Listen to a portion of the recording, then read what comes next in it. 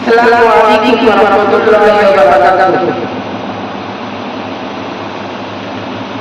मुझे कूफा वालों मुसाफिर न समझो,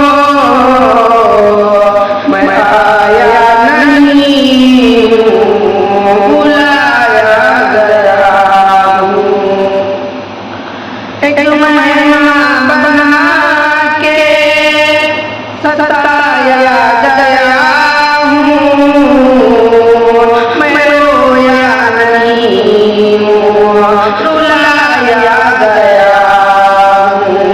मुझे कूफा वालों मुसाफिर न समझो, मैं आया नहीं हूँ, बुलाया गया हूँ।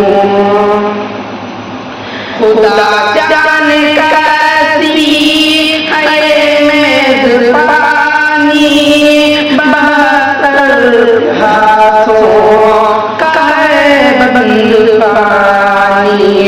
मुक़द्दर में है जामे कौसर का पीना, मैं प्यासा नहीं हूँ, पिलाया गया हूँ।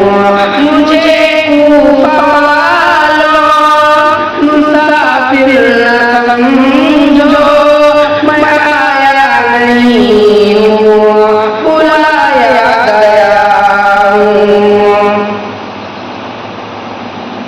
जो सुनता था सर बारगाहे खुदा में, वही सर कलम हो गया करबला में। शहादत की मंजिल को पाया है मैं मुर्दा नहीं हूँ, जलाया गया हूँ।